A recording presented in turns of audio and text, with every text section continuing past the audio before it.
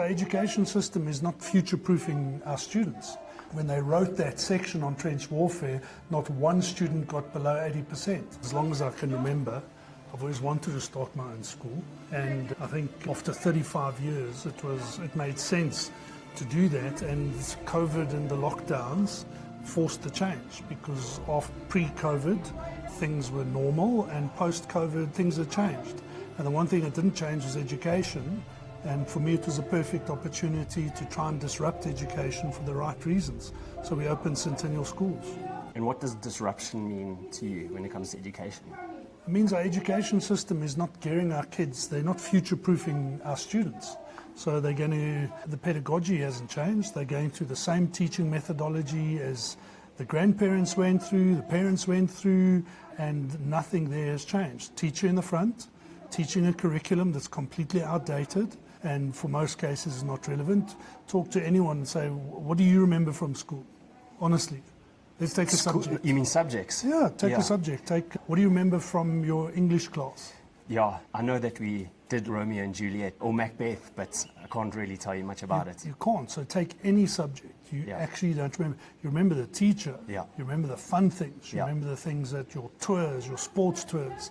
When you went on sports tours, you remember those. Yeah. And that's the whole point. The education is not skills-based. And it's very often just regurgitating something for an assessment at the end of a year. And that's not where we should be. So you also have to follow like a particular type of syllabus so that your kids qualify, like matriculate. If you didn't have to do that, what would your school look like? So different. I would focus on certain core things. I would focus on English. I would focus on maths. And then I would do electives. So students get to choose something where they would need to choose 2 or 3 electives initially in the younger phases. And as they get more into the senior phases, that elective needs to be more focused, almost like a mini dissertation. So they're doing research on topics that are relevant to them. So you've got a particular format, and the teacher then evaluates on a particular format a set of skills that's allowed them to get to the end result. So you might enjoy, I don't know, Formula One racing, and you choose to do your dissertation on the mechanics of the latest model in Formula One and what changed it, whatever it is. And you're now going to be doing research on that. You're going to be putting your dissertation together with arguments for and against, maybe a hypothesis. So that's what education needs to be, not a set of curriculum that we end up regurgitating. And who cares about the Aztecs and the Incas? Who cares about it? This is what 10-year-olds are learning, and it's part of colonization.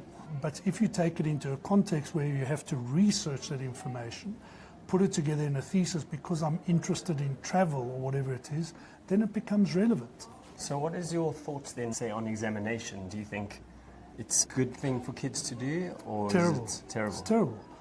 In South Africa, we have one exam at the end of 13 years, taking grade R into account. One exam, end of 13 years, which determines your entire schooling system. One exam. Yeah. And I will often argue those same matrics who write that exam in November, ask them to write the exact same exam in the following January, and most of them are going to fail it because they've forgotten it. So then what's the purpose of that education? It makes no sense.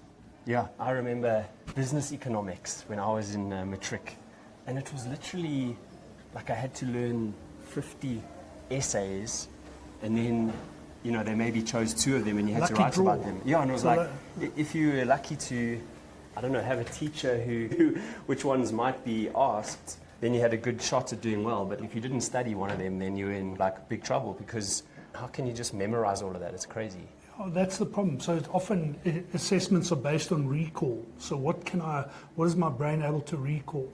And you'll find today that students, so take for example a student who has got the latest console and is gaming, the graphics, the sound, the immersiveness, everything.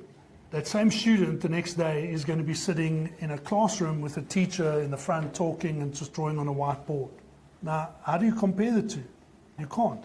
So one of the things we started doing is we started gamifying lessons. So here our students actually are, for example, in World War I, trench warfare. we put together a Minecraft World War One scene. Kids logged in, started playing the game in Minecraft, and as they're playing the game, we've put the curriculum into it. Trench warfare, what's no man's land, what's the purpose, what's the strategy of trench warfare, how does a trench look, so they're immersed in it, and they're playing this game, and as they're playing this game, they're learning about trench warfare.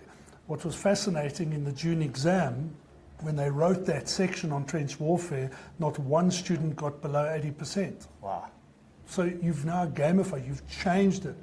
But the problem is you can do that in the middle school area. The moment you get into the senior school, by law, we are dictated that we have to write the National Senior Certificate. So we write the IB exams, Independent Examinations Board, and we have to write a set of exams that the curriculum was designed around about 1997.